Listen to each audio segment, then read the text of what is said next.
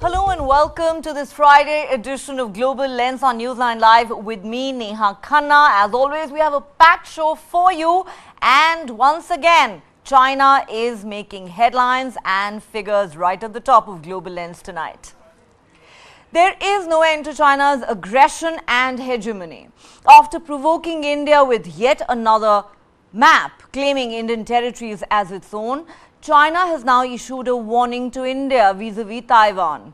Beijing says India should follow the One China principle and not have military and security cooperation with Taiwan. This comes weeks after three former Indian service chiefs visited the self-governed island, which Beijing claims as a breakaway region and insists it will eventually integrate into mainland China. Former Indian Army Chief Manoj Naravane, Navy Chief Karambir Singh and Air Chief RKS Bhadauria visited and delivered talks in Taipei for the Ketagalan Forum's 2023 Indo-Pacific Security Dialogue on the 8th of August. It was a low-key but rare visit by the former top leadership of the Indian Armed Forces. President Tsai Ing-wen delivered the opening address at the event organized by the Taiwanese Foreign Ministry. Now, 3 weeks later, the Chinese Foreign Ministry has said it firmly opposes such visits without directly naming India. The Foreign Ministry spokesperson said, and I quote, "China firmly opposes all forms of official interaction between the Taiwan authorities and countries having diplomatic relations with China. This is our consistent and clear position. We hope the country concerned will abide by the One China principle, prudently and properly handle Taiwan-related issues, and refrain from having any form of military and security cooperation with Taiwan." The Chinese Foreign Ministry's delayed reaction to this visit comes in the backdrop of deeply strained India-China ties, which have nosedived since the Galwan Valley clashes in June 2020 and Beijing's silence in recent days on whether Chinese President Xi Jinping will attend the upcoming G20 summit in New Delhi. News agency Reuters, though, has reported that Xi is likely to skip the event. India follows the One China principle but has stopped reiterating it in bilateral documents for over a decade now. New Delhi has also maintained unofficial ties with Taiwan. At a time when China has been flexing its military muscle around Taiwan, hoping to intimidate the democratic country, which it regards as its own territory, the Indian military is weighing its options on how to deal with the sudden crisis. Though the Indian establishment has traditionally adopted a cautious approach to the China-Taiwan issue, New Delhi is now considering a deep dive into the conflict. The Indian armed forces have been locked in a face-off with the PLA in high-altitude Ladakh and elsewhere along the line of actual control for over 3 years now, with the PLA making multiple incursions to alter the LAC. The Indian establishment is increasingly taking the view that a conflict in the Taiwan Strait will have an adverse impact on India and its economy. So a section of the Indian leadership is of the view that Taiwan should be backed against China's aggressive tactics. New Delhi's new stand has also prompted the Indian military to make an assessment of India's response in case of a Chinese attack on Taiwan. The Office of the Chief of Defence Staff, General Anil Chauhan, has in fact asked the three armed forces to come up with suggestions and options for India in the event of a full-blown crisis. China's latest utterances on Taiwan come close on the heels of a massive map controversy. On the 28th of August, the Chinese government released what it termed as the 2023 edition of the Standard Map of China. The map shows the entire Indian state of Arunachal Pradesh, which Beijing calls South Tibet, and Ladakh's Aksai Chin region within China's borders. In other words, claiming these areas to be part of Chinese territory. The map instantly drew a sharp response from India. External Affairs Minister Dr. S. Jaishankar said these were absurd claims. He added it was an old habit of China to put out maps claiming territories that don't belong to them, and that the Modi government was very serious about this issue. He said, and I quote, "China has put out maps with territories not theirs. Old habit. Putting out maps with parts in India does not change anything. Our government is very clear about our territory. Making absurd claims does not make other people's territories yours." But India is not alone in this. Many countries in the region have been at the receiving end of China's growing aggression and expansionism for years now. and at least 4 other countries in the last few days. Vietnam, the Philippines, Malaysia and Taiwan have all issued a strong objection to China's new map. Vietnam has said China's official map released this week violates its sovereignty over the Spratly and Paracel Islands and jurisdiction over its waters. The statement from the Vietnamese government says China's sovereignty and maritime claims based on the 9 dotted line on the map are invalid, and Vietnam resolutely opposes all of China's claims in the South China Sea based on the dotted line. The Philippines has said it does not recognize China's expansive claims in the South China Sea. The governments of Malaysia and Taiwan too have issued strongly worded statements accusing Beijing of claiming their territory.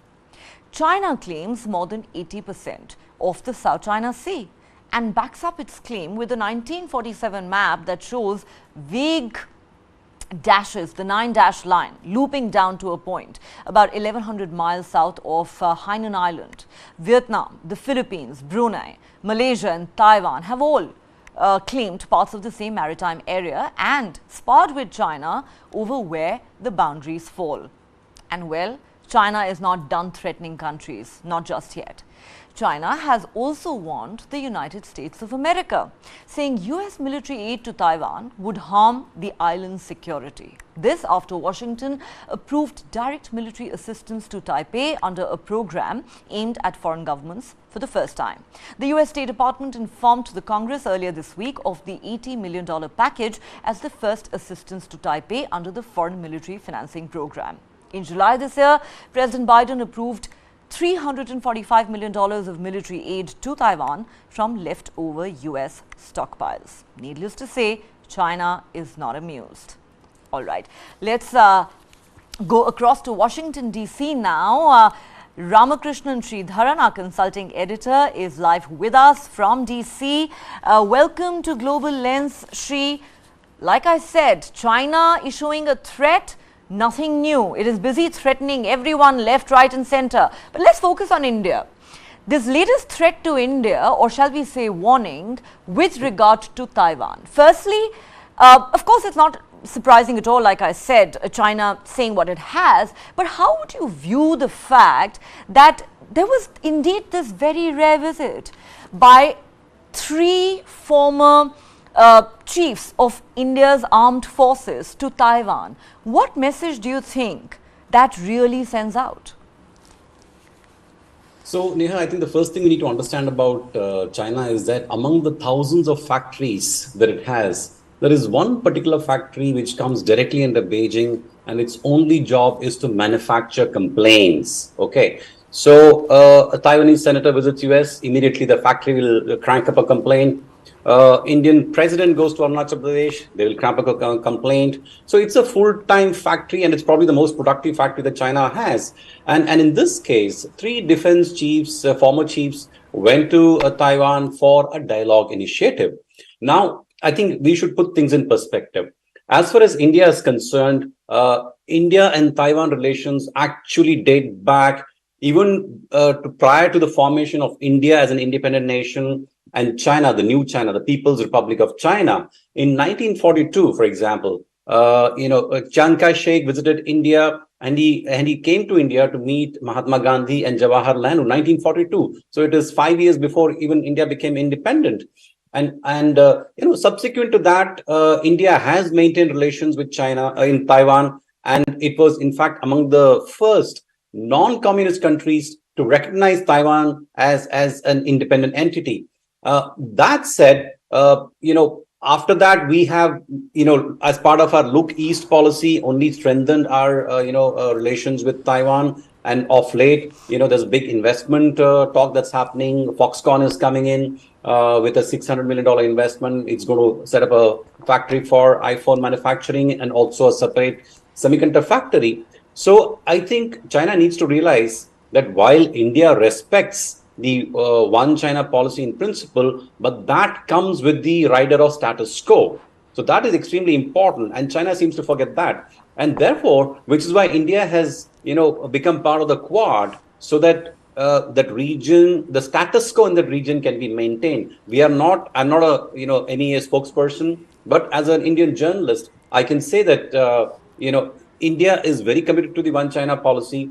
But at the same time, we are very insistent that the status quo be maintained, that Beijing should not do anything which upsets or disturbs the status quo, not just in relation to Taiwan, but also to Malaysia, Vietnam, and the South China Sea. Neha.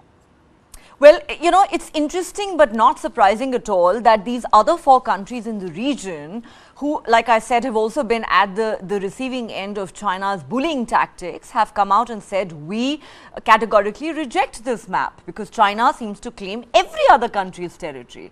But you know, it's interesting when you talk about India's strong adherence to the one China policy or principle, you know, every time China issues stapled visas to residents of Arunachal Pradesh, it reignites this debate about why we should not adopt a tit-for-tat approach. Just earlier this week, when China released this map claiming Arunachal Pradesh to be its own, senior Congress leader who's also been one of the top diplomats representing India in the past, Shashi Tharoor, actually came out and said maybe it is time India stopped respecting the one China policy and started issuing stapled visas to anyone applying from Tibet. But do you believe that a tit-for-tat approach like this still seems far-fetched in a very sensitive relationship like this one? So I respect Mr. Tharoor. I think he's a very seasoned diplomat, having worked in the UN for a long time, and he has very rational thoughts on many issues. But in this case, I think a tit-for-tat may not be the best solution. I think the approach taken by India, which is a more measured response, you know, every time China overreacts, we don't need to overreact with the same intensity. I think the MEA, the foreign minister's response, which was basically laughing off, China's map as an old habit that dies hard, I think was an appropriate kind of a response. But that said, Neha, I think the key issue here is while India respects China's one China policy, China is yet to respect India's, borders that India defines and says this is our territory. So that reciprocation is not happening from China's side. While we are always making the attempt to, find peace and find dialogue with China, I don't think China is really reciprocating that. Partly because, it thinks, oh, who is India? I mean, I'm far bigger than India. Let's say my GDP is 5 times India's. So, there is some sense of arrogance which is there in China, which sees itself as a new global superpower, even displacing the US. So I think unless China comes off that horse, that high horse, and starts taking its relationship seriously, only then will a meaningful and a constructive, kind of a dialogue happen. Otherwise, these skirmishes, these verbal warfare will keep happening. And India should only give it as much respect as it deserves and not take it very seriously. Not take it very seriously. But really, Shri, forget about reciprocity. China's policy seems to be very simple. My territory is my territory. Your territory is also my territory. All right, Shri, stay on with us. Coming back to you in just a moment. Let's move on to our next story, which is from Russia. Now, Russian President Vladimir Putin is always in the news, if not for the Ukraine war or for dangling a nuclear threat before the West, then for a failed coup against him or his health. A recent post on a Russian Telegram channel has reignited concerns about the health of the Russian president. The post, accompanied by a picture of Putin, was made by Z blogger Pozdainikov. The message read, "God, don't you leave us. Pray to God that you are alive and healthy." This cryptic message has led to a flurry of discussions on the social media. People are questioning the well-being of the Russian leader. However, the Russian government has not released any official statement or confirmation regarding Putin's health status. Anton Gerashchenko, an advisor to the Minister of Internal Affairs of Ukraine, has also expressed his curiosity on social media in this regard. Reacting to the blogger's post, he wrote on X, formerly Twitter, "What's going on?" His inquiry has added more fuel to the already simmering speculation about Vladimir Putin's health. Social media users have been actively speculating on this subject. Some suggest that if he is unwell, it could have serious implications for Russia's political landscape. Any uncertainties about Putin's health could have significant domestic and international repercussions. Rumors about his deteriorating health, in fact, have routinely made headlines, especially in the wake of his war with Ukraine. Now, according to a Spanish news outlet, even a report in Newsweek in June of 2022 said that the Russian leader had undergone treatment for advanced cancer. However, these claims remain unverified and unsubstantiated. The Kremlin has consistently denied these rumors. In fact, the Kremlin spokesperson dismissed the cancer rumors as fiction and falsehood. CIA Director William Burns too stated in July this year that as far as the agency could tell, Putin was entirely too healthy, in his words. Earlier this year, a news report said the Russian president was suffering from severe pain in his head, blurred vision and numbness of the tongue. The claims were made by the General SVR Telegram channel, a Russian outlet that has been making claims about Putin's quote-unquote ailing health for a while now. The timing of these events has raised suspicions and led to various theories. Some even speculate that the Kremlin might be involved in orchestrating these events for a variety of reasons, according to one British publication. They said it was more propaganda, just a way to manipulate people's feelings. But the list of such stories is very long. According to a report published in the New York Post in 2022, Putin was receiving Western treatment in his battle against cancer. News reports have repeatedly claimed that Putin was exhibiting uncharacteristically fidgety behavior in public and a sickly appearance, following which the Russian president has been rumored to suffer from cancer and a host of other serious maladies, including the Parkinson's disease. In May 2022, an oligarch in Putin's inner circle was recorded as saying that Putin was very ill with blood cancer. A Russian intelligence officer was quoted as saying that Putin had been given just 3 years to live as he had a severe form of rapidly progressing cancer. In June last year, a video of the Russian president shaking and struggling to stand during an awards ceremony sparked fresh concerns about his health. Let's go back to the man who I suspect knows more than we do. Shri, come on, give us the inside track. Is Vladimir Putin okay or not? Our viewers want to know, and I'm sure you have the answer. Well, Neha, I have no direct hotline to Kremlin or any of its people there. I am as much an outside journalist as you are or anyone else. But I think just looking at what's coming out, I think it's fair to say why this particular tweet has got everyone agog is basically the fact and the wording of the tweet. So far, we've had a raft of rumors speculating on the health of Putin, saying that he, suffers from everything ranging from Parkinson's to dementia to cancer to then blood cancer. But this one actually says that, oh God, I hope he's healthy. You haven't left us. So this is in some sense implying that maybe he's dead or, on the verge of death, which I think is ridiculous.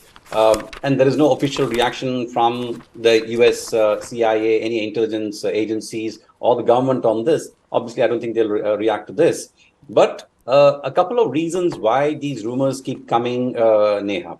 One is, of course, Putin's position and his image is that of the Russian strongman, right? So how do you bring down a strongman? It's by making him look weak, right? So this could be a Ukraine propaganda or friends of Ukraine propaganda, or even people within Kremlin who probably want to, weaken Putin's position, and there might be some kind of power grab going on.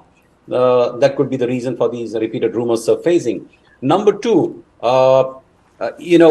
Putin's own behavior often exacerbates and accelerate these rumors because if you remember, there was a very famous photograph of Emmanuel Macron and Putin meeting, and they sat at this, the ends of the long oval table, Putin on one corner and Macron on the other corner.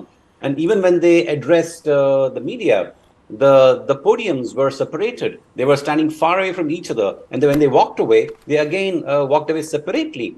So Putin is extremely paranoid about his own safety. He's afraid of catching COVID.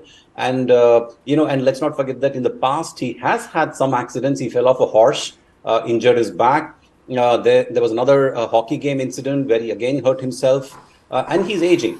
And so all these could be the reasons why these repeated rumors keep surfacing. But I think it's fair to say that it'll be very difficult or near impossible for anyone to actually know the reality unless the doctor treating Putin decides to leak information. But then what happens to anyone who betrays Putin? So that's also unlikely. So as long as this war continues, Neha, I think these rumors will keep surfacing, and Moscow will once in a while put out a video of a strong and healthy Putin walking by, meeting people, meeting soldiers to basically demolish these rumors. So this is a good fun, Neha. This happens at a time of war. And in this case, this is a bitter war. And, everyone's having fun, I think, speculating on his health. I am not complaining one bit. Let's face it, Shri, we journalists love conspiracy theories, don't we?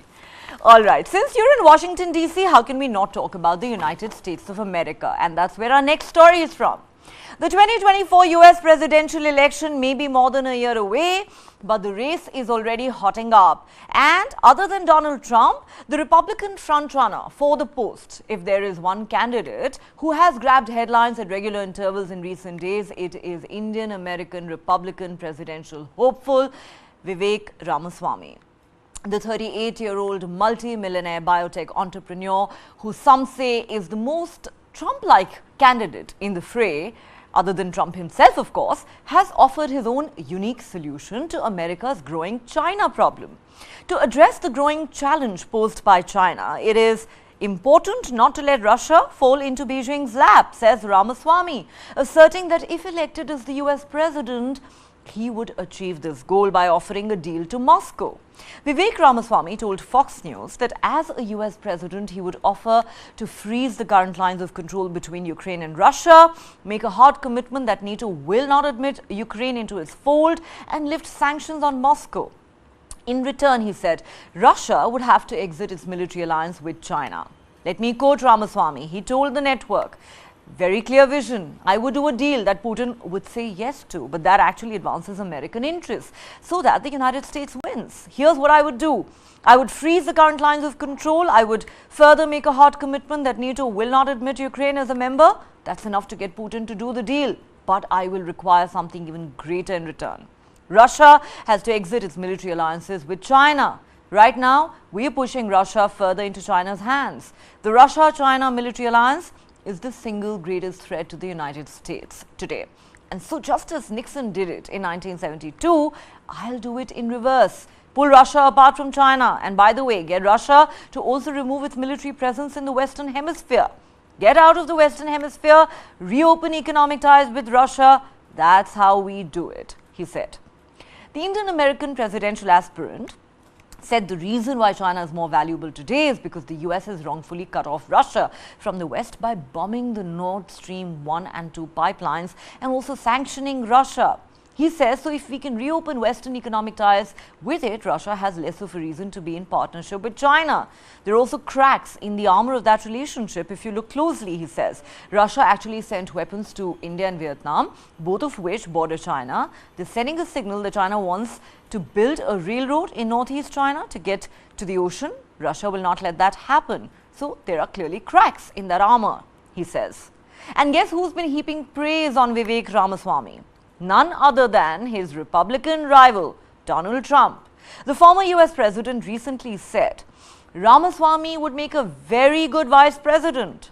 During an interview, Trump said Vivek Ramaswamy is a very, very, very intelligent person. He's got good energy and he could be some form of something. I tell you, I think he'd be very good. That's what Trump said when asked if he had considered the 38-year-old for vice president. These remarks came just a week after the first Republican debate, which Trump did not participate in, but promised to watch for potential vice presidential picks. Vivek Ramaswamy was the top draw at the event, where 8 Republican candidates vying to contest the US presidential elections debated in Milwaukee, Wisconsin on why the party should pick them. The Indian-American entrepreneur garnered a lot of attention, particularly for his comments on the Ukraine war, Donald Trump and climate change. Asked to comment on Ramaswamy's performance after the debate, Trump said he did very well and that he especially liked it when Ramaswamy named him, that is Trump, the greatest president of the 21st century. Ramaswamy, a second-generation Indian American, founded Revon Sciences in 2014 and led the largest biotech IPOs of 2015 and 2016. He's been moving up the charts over the past few weeks, elbowing other presidential aspirants in his party. Opinion polls show Ramaswamy is currently ranked third after Trump and Florida Governor Ron DeSantis. He has been asked repeatedly if he would consider serving as Trump's running mate, but has largely brushed off the idea. Interestingly, this was his response. He said, and I quote, "I think Trump and I share something in common, which is that neither of us make a very good number two." He added that he had fresh legs and was almost half Trump's age and would ask him to serve as his most valued advisor in the White House. All right, this is a truly fascinating story at so many levels. Let's go back to Shri to understand it better. Shri, I have to say that Vivek Ramaswamy has emerged as a very intriguing character in the Republican race for the White House. What do you make of the series of statements he's made, both in that Republican debate and in television interviews? Of course, if somebody called me the best news anchor of the 21st century, even I would love them. So it's not surprising that Trump is heaping praise on Vivek Ramaswamy. But do you really see him emerging eventually as Trump's running mate? Is that a real possibility now? Of course, Vivek Ramaswamy says, forget about it. I'd make a terrible number two. So the first thing to recognize about Vivek Ramaswamy, Neha, is the fact that he is extremely brilliant and he's extremely articulate. In fact, anyone who'd watched the Republic Convention debate that happened a few days ago could tell that despite being a complete newbie, a rank outsider to politics, the way he managed to hold his own position and take on some seasoned politicians was really commendable. And that was the time when he got a slight bump up in terms of the polls as well. But that said, I think as far as Mr. Ramaswamy's foreign policy approach and his thoughts on foreign policy are concerned, now they are being seen by some critics as being slightly naive. In fact, Nikki Haley at the same debate, said that this is an evidence of your inexperience, of political inexperience. So basically, Vivek Ramaswamy's vision for America in the foreign policy that he envisions is pretty much America looking within its own borders. Getting America out of Europe as the protector and the peacekeeper in the region, from the Middle East, and then recalibrating and creating regional, kind of powers. So when he talks about creating, getting Russia to move away from China rather than China from Russia, so he's talking about creating a counterbalance to Russia as well, so that it's instead of being a unipolar war where US is the supreme power, you have multiple powers, including Russia and China and India. So, but the fact remains that as the reality is, US is by far the biggest economy, and it cannot abdicate its position, which comes with that sense of authority, the size that it carries. Like they say, to whom much is given, much is expected. So that is a role which US wants to fulfill. Now, coming to the question of how realistic is the possibility of Vivek Ramaswamy becoming Trump's vice president? I think, to my mind, at this point, I think it's fairly limited. Let me explain why. Number one, Vivek Ramaswamy represents a diaspora group, which is just 1% of the population, voting population in the US, the Indian Americans, although they are disproportionately powerful, influential, rich, everything. But from a political calculus, Ramaswamy may not deliver what a winning ticket would need to from Trump's perspective. He's not a woman, first of all. And second, the diaspora he represents is fairly small. Now, Ramaswamy has also said that he does not see himself as being number two, which might be the case because I don't think that may really get offered to him. But like Trump himself said, he deserves some sort of a position. And I'm pretty certain if Trump comes to power, there will be some room for Ramaswamy in some fashion. And I would not be surprised if Mr. Ramaswamy decides to take that position. And I think something significant will be given to him, if not as the role of a vice president. So I think it's fair to say at this point, Neha, that I do see Mr. Ramaswamy getting some significant role under Trump administration if it comes to power, rather than as being a vice president. So, which is probably also the reason why, Neha, Mr. Ramaswamy has also heaped praise on Mr. Trump, called him the best president that the US has ever had. And he's been very, very cautious of criticizing Mr. Trump, even on the Republican policies, although he's gone after a whole bunch of Republican former presidents and also the aspirants this time. So he's playing his cards very, very carefully. And I think at the end of it, if Republicans are put to power in the US, he may emerge as a significant political leader, a rank outsider, but someone who's given something significant in terms of the US government, Neha. That's fascinating. Ramaswamy says he wants to appoint Trump as his most valued advisor in the White House. I don't think that's going to happen anytime soon, but you're saying it could very well be the other way around. We will watch this space for more. All right, moving on to our next story, which is also from the US.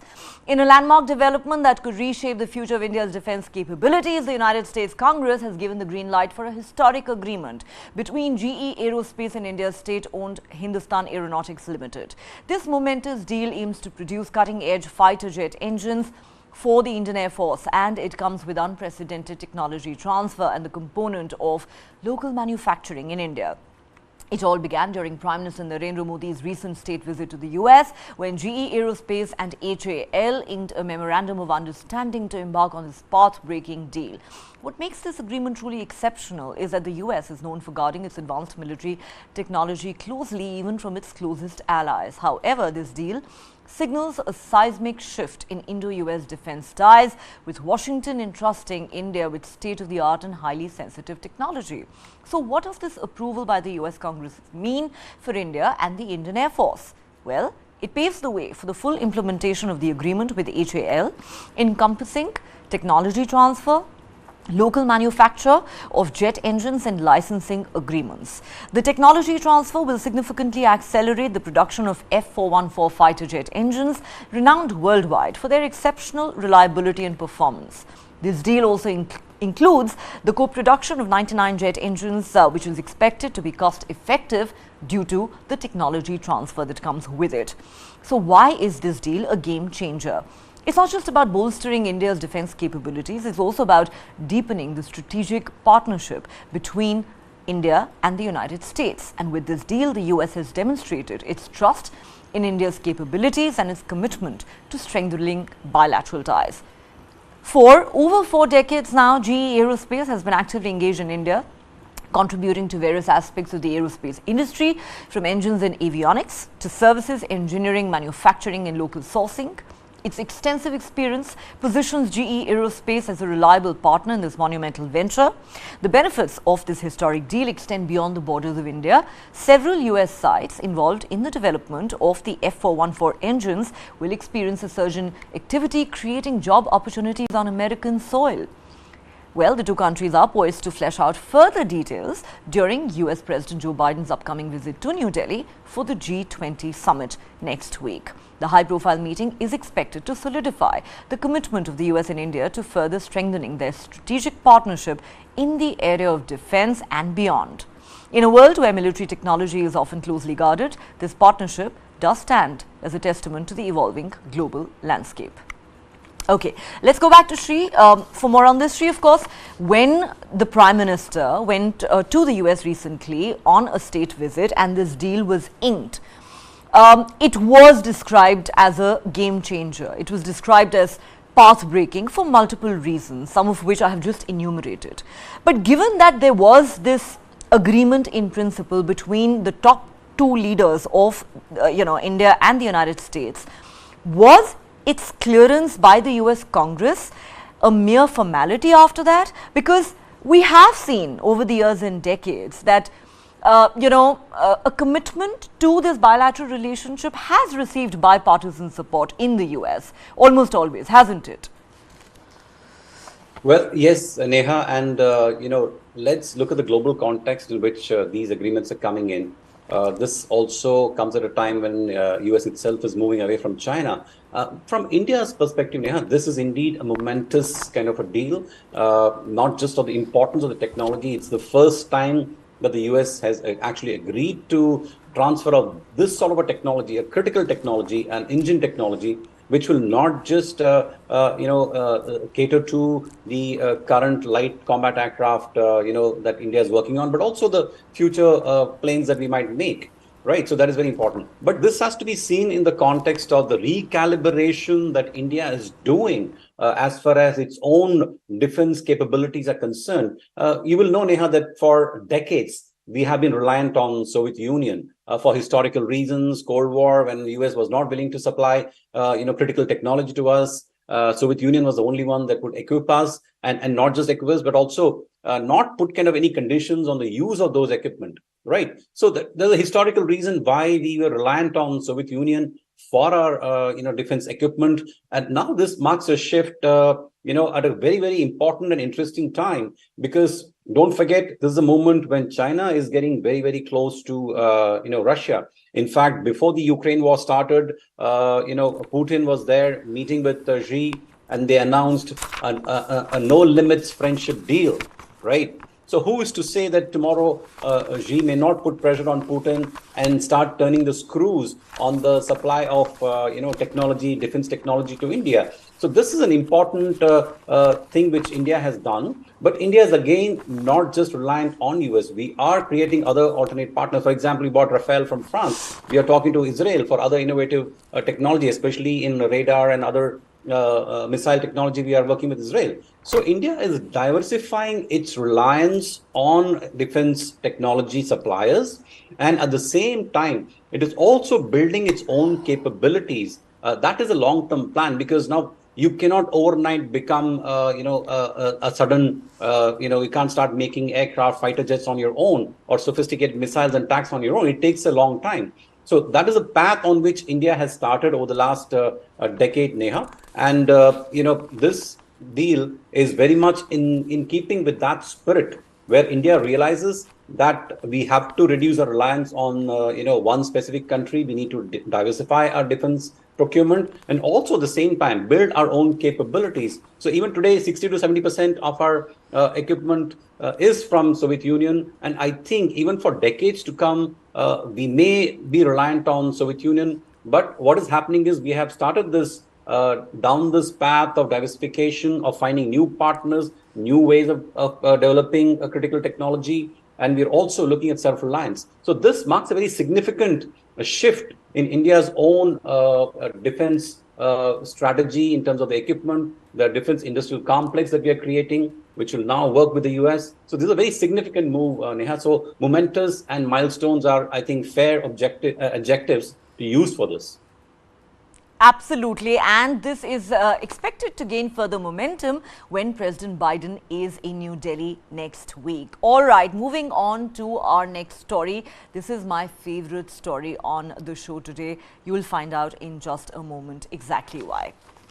Well, Russia's invasion of Ukraine in February 2022 was followed by a flurry of Western sanctions that were designed to cripple the Russian economy and isolate Moscow globally, effectively cutting it off from the rest of the world, not only diplomatically, but also from the global financial systems.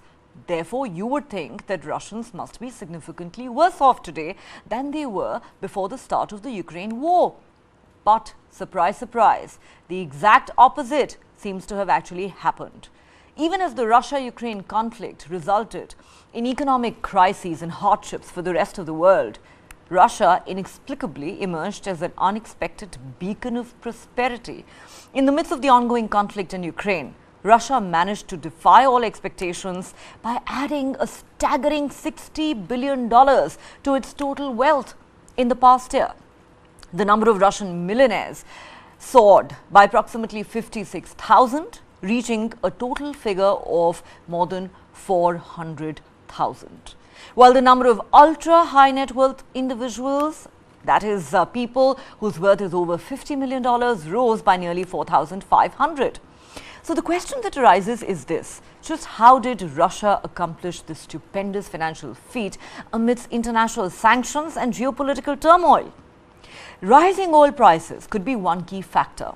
Russia, known for its significant oil exports, experienced a boost in wealth as the cost of one barrel of benchmark Urals crude jumped by approximately $7 in 2022. And while Russia defied the odds and further prospered, here's the irony. Countries that imposed sanctions on Russia, the United States and most of Europe, have faced a very different fate this past year.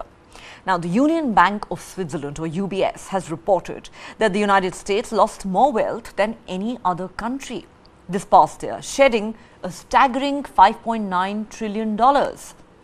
North America and Europe combined saw a collective decline of $10.9 trillion in their wealth. Moreover, according to this bank report, the US saw a decrease of 1 million millionaires by the end of 2022.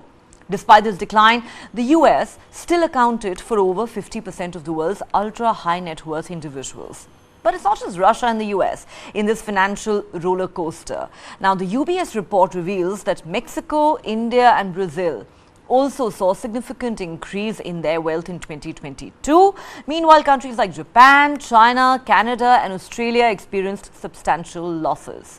As the world grapples with shifting financial dynamics, these unexpected turns in the Global Wealth Report remind us that the economic landscape can be as unpredictable as it's fascinating. In summary, the 2022 Global Wealth Report has unveiled a wealth roller coaster where Russia emerges as an enigma of prosperity, while traditional economic powerhouses face turbulence. The impact of geopolitical conflicts, changing energy prices and economic policies continue to shape the fortunes of nations around the globe. All right, let's go back to Shri for more on this. Shri, tell us, just how on earth did the Russians get richer even after the sanctions? I'm dying to know, and I can bet that the rest of the world is feeling both jealous and baffled. How did they do this? So Neha, I can almost imagine one man reading this Forbes Russia report and smiling away. That's Vladimir Putin sitting in his Kremlin office, looking at the numbers coming out. Because after, Russia decided to invade Ukraine, a raft of sanctions were imposed on Russia. It was even kicked out of the global financial banking system, SWIFT. And despite all those measures, Russia has come out on top, looking, as healthy as Vladimir Putin. So I think that's largely because Russia managed to find newer customers for its resources, which is the oil is its single largest export. India started buying from Russia. China stepped up its import of oil from Russia. And even the sanctions, Neha, to my mind, did not work very well because, all the former Soviet Union states, things were still coming into Russia from, these places. So, because they share, they have very friendly equation, and the borders are fairly porous in some sense. So I think the sanctions have not been effective to a large extent. That is number one. Number two, also, one important thing which Putin did after the 2014 Crimea invasion was to start focusing on Russia's own internal production. So he encouraged import substitution in a significant way, whether it's in manufacturing or even in food production. So that seems to have helped the economy as well. So when you look at Russia today, while the economy shrank by about 2% in 2022, that's nothing compared to what could have been the case if the sanctions and the war had taken a bigger toll, right? So unemployment is low in Russia. That's also partly because a lot of people are leaving Russia, fearing their own safety. But people, on the whole, wages have gone up for people because war has created a lot of wealth itself in the economy, and the pressure which was there on ruble after the war erupted and sanctions were imposed, that seems to have also eased, partly because Russia has actually increased its interest rates to control the currency's movement. Now, that said, Neha, I think Mr. Putin still has much to fear. And how long this rosy picture lasts actually depends on the war, because don't forget, wars are very expensive to fight and carry on. And this war has dragged on now for more than 18 months, while interest rates are currently low. If Kremlin is not able to finance this war and it has to borrow more and more, then the interest rates are going up. have to go up. And as interest rates go up, people's relative prosperity will decline. That's when the unrest will begin. So it's not something which, Mr. Putin can take for granted, this kind of economic performance. I think that might actually be one reason if he at all decides to come to the negotiating table to end the war. One of the major reasons would be the economic reasons, where he'd want to ensure that the prosperity of the people is not impacted, and therefore his challenge to his power is also eliminated. Because unrest in Russia could potentially mean that there are other people in Kremlin who would look forward to, displacing Putin as the president and grabbing power from him. So this is an interesting situation for Russia, but I don't think this can be taken for granted. It all depends on how much longer this war is going to go on, and what is the intensity. For example, if there's a tactical nuclear attack also on Ukraine, then the game can change dramatically, Neha. A good story could very rapidly become a tragic story. Well, as Bill Clinton once famously and rather eloquently said, it's the economy, stupid. But despite everything, I guess the United States still has the highest number of multimillionaires in the world. So I'm guessing, Shri, your vast wealth is still intact, right? I wish, Neha, and if you know of any bank accounts where I have wealth, I'd be happy to get the password to those accounts. Oh, come on, you're now being too modest, Shri. But on that note, here's wishing you a great weekend ahead. Thank you so much for joining us on Global Lens. My pleasure, Neha. Wish you a great weekend too. Thank you. All right, time for us to slip into a quick break here on Global Lens. But there's plenty more on the other side. Don't go away.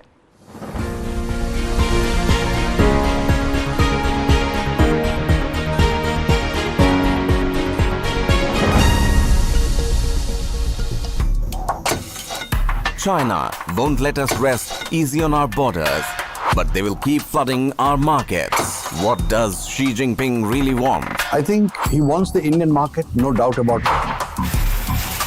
It's really a matter of showing their dominance. India's great Chinese conundrum. Nobody can contain it. Not the United States, not China, not anybody else. Frenemies. Streaming now. Gautam Adani, one of the richest men in the world, or a business honcho, accused of manipulating the market. Adani ji 600